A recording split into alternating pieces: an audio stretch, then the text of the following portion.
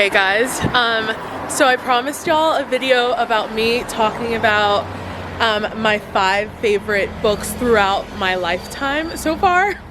And today I decided why not just like, you know, take y'all along a day of me traipsing around London while we talk about these books. So that's what we're gonna do today. Okay, so I finally found a good spot where it's not as loud, but anyways, I'm gonna go grab some Thai food because at this point it's been like 24 hours since I last ate, which again was not the plan. It just like accidentally happened that way. But on the way over, I'll tell you guys about the first book, which was super pivotal, and it's actually the book that like started my interest in reading in general. So let me find a better spot maybe to take a moment to tell you, and then we'll head to the restaurant. Okay, so taking a moment on the route to get lunch to tell you about The Chinese Cinderella, which is a memoir. I haven't read this book in so long because it's the first book that really opened up my world to like literature. And so all I know is that it is a memoir, a true story about, and I can't remember if it's the granddaughter, great-granddaughter writing it, or if it's the grandmother, great-grandmother writing it.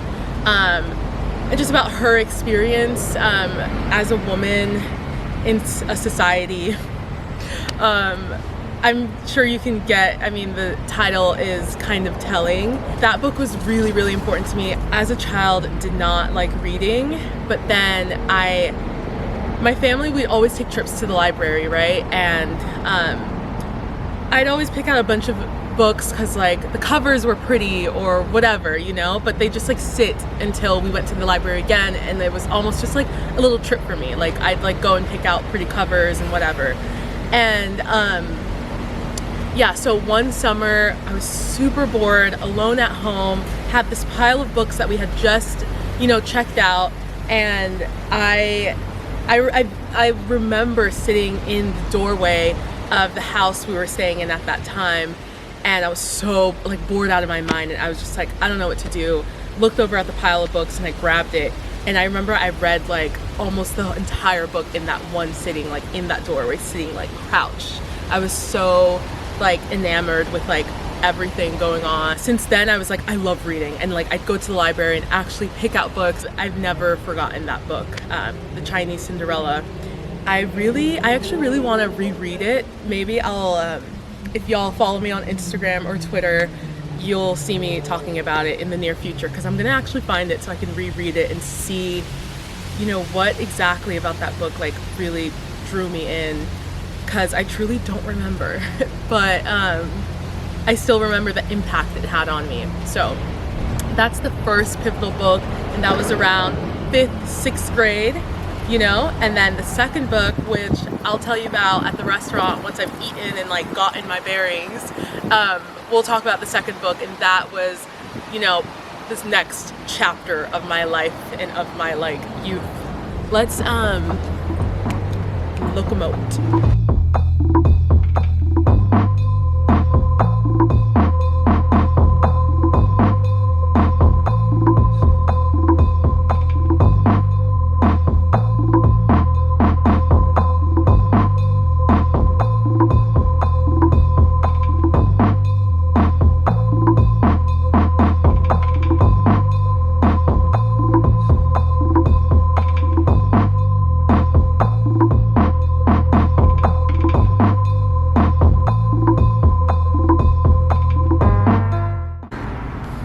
Alright, so finally just had some much needed sustenance. I was starving. I ordered like 3 things. It was funny because the server was just like, that's like a big plate, like, are you sure you want this fried rice too? And I was just like, yes.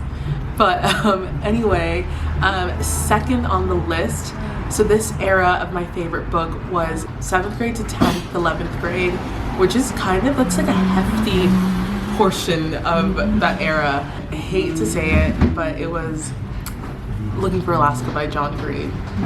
Yeah, that was my second favorite book ever, and it's kind of cringe now, like John Green and like whatever, but I have to stand by what that book meant to me at that time. it definitely contributed to my like personality. You know, was the main character, if you're familiar with the book, was really into last words, like famous writers and philosophers' last words. So I was like really into that and like knew all these like last words. And then he was also really into reading biographies of like writers and stuff. So I also got really into that. It just like definitely like helped me like touch into like some kind of like cerebral like depth that I wasn't really finding or being able to connect with like in my actual world, like school friends or whatever. So I was able to like nerd out on Tumblr about John Green. So that's number 2 in my list, like such an important book in my life. I mean, I still have that first copy that I purchased, and the cover's like ripped off. I don't know how, but it's just like, it's really old, and it's actually at my mom's home in Miami. Even though now it's kind of cringe, I like fully stand by like what it did for me and what it meant for me. It kind of like opened up a portal almost for me to like dive deeper into this thing. And even if it was a little pretentious, you know, I was like, you know, I enjoyed it. So that's number 2. I'm gonna go ahead and pack up some of this food to go because I definitely over ordered, and we're probably gonna go to a park, take a walk around, keep telling you about all my favorite books, and let's go on to the next one.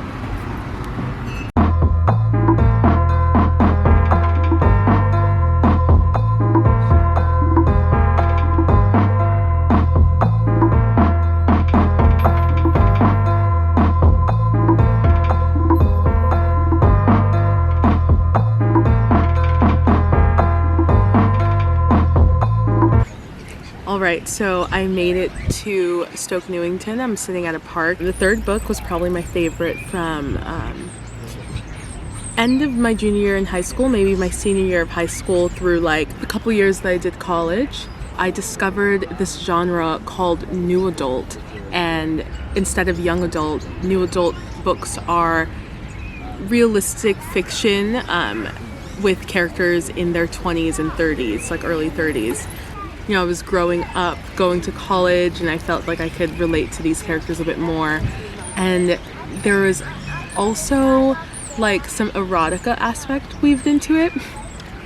So it was just kind of like realistic fiction, and then most of new adult books like have like descriptive sex scenes. So it wasn't just like full-on erotica, but it was just like this story with like, yeah, a bit more, yeah. Some of them are just like fully smut, but I was just like really into kind of like the realism of it. And this book is called Slammed by Colleen Hoover. And okay, slammed isn't like a euphemism for something sexy. Both of the main characters were like poets, and it was you know, romantic novel, but there was like, you know, this like sad, like pulling on the heartstrings aspect of it. The characters were really funny and well written. It was literally just like a romantic comedy drama, like for your brain, you know. I was just kind of like, this is my favorite movie, but it's a book. Around 2015, I guess, I was still like, I like this book, but I kind of felt like I outgrew it. So I had been like, I was like very aware of just like, oh, you know what, I don't know what other book is taking its place, but right now it just doesn't feel right to say that this book is my favorite book. I still loved her work, but it just didn't feel like that was my favorite anymore. Until I read, I think, yeah, so in 2017 I read Franny and Zoe by J.D. Salinger, and that just like blew my mind. I just remember reading it very unexpectedly. I honestly don't even remember. I think actually my friend Michelle recommended it to me, and I read it and I like loved it.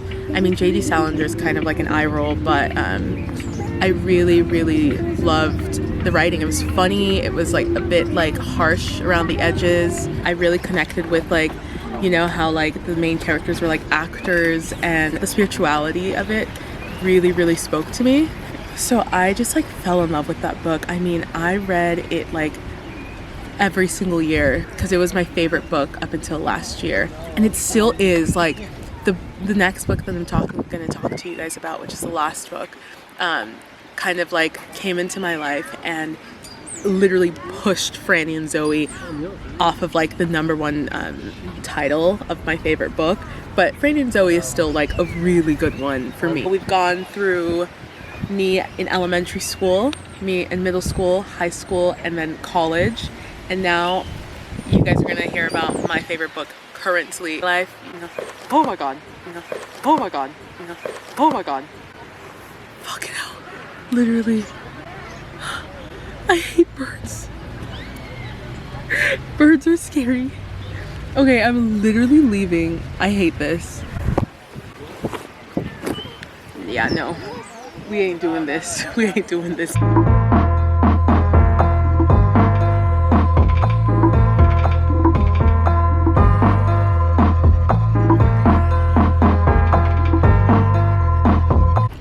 Okay, so I had to move from the last spot I was in because pigeons were marking their territory, and I was like, I'm gonna respect that. But I'm gonna take a moment to just lay out here and enjoy the sun, and I'll tell y'all about the last, or I should say most recent favorite book when I get home.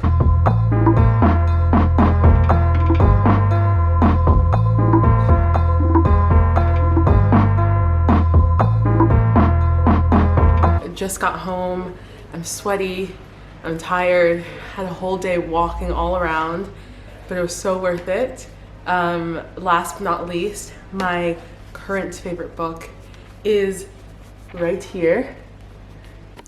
Okay, sorry, my camera died, but that was a whole mess. I was sweaty, I was out of breath, the sun was in my eyes, whatever. I'm restarting here. As I was saying, Clarice Lispector's book, Near to the Wild Heart, favorite. I honestly, when I describe this book to people, I honestly describe it as like my soul work. Like I feel like it just feels like it resonates with me so deeply, like in a way that's like deeper than the way Franny and Zoe resonated with me, in which like there were some similarities. Like this book feels like this is me. Like I just feel so connected to the way that this the narrator, like, you know, experiences life and emotions and desire and need or whatever. It really is just like no other book I've read before. This book is just about this woman named Joanna, and you just follow her life from her as a child to like her as an adult, and it's not as simple as that. Like it's not following like the specific pattern of just like, here's her at this age and now she's this age, whatever. It kind of jumps around, but it works. It's very seamless. The way she uses language is just so beautiful. It's like art, honestly. It's just so good. And again, I don't want to say too much with all these books. I'm just kind of putting them out there. If you've read any of these, like cool. If you haven't, I recommend, you know. But most definitely I recommend this book. I feel like everyone should read it. That's very poetic. But yeah, I started reading this while I was on tour with a friend's band, and I just remember honestly like crying like all the time, and not in a sad way. Like this book, it just crying because I was just like, I felt seen, you know. It was really beautiful. And I'm actually in the middle of rereading it now, which is why I have a copy with me right here. So this one's where I'm at now. All the other books that I've shared throughout this video definitely are still, you know, important to me. Like I remember them. Those were like such like important moments in my life, and they played like their roles, and they contributed to my being in the way that they needed to contribute, you know, at that time. Thanks so much for being on this journey with me today. It was so gorgeous out, and I had a lot of fun just walking around, being out in the sun, and sharing the history of my favorite books. Yeah, don't forget to like, to comment, please, and subscribe. I'm having a lot of fun making all these videos. Thanks so much for people that are tuned in, and I will see you next week. Later. I hope y'all have been enjoying this journey. I feel like it's a bit scatterbrained the way I'm talking about all of this. I should really try like scripting these more instead of just like turning on the camera and being like bleh. But this is the truth. This is my truth. And yeah, I'm gonna enjoy. Oh my god, it's so freaking gorgeous out right now. So I'm gonna enjoy this, and I'll see y'all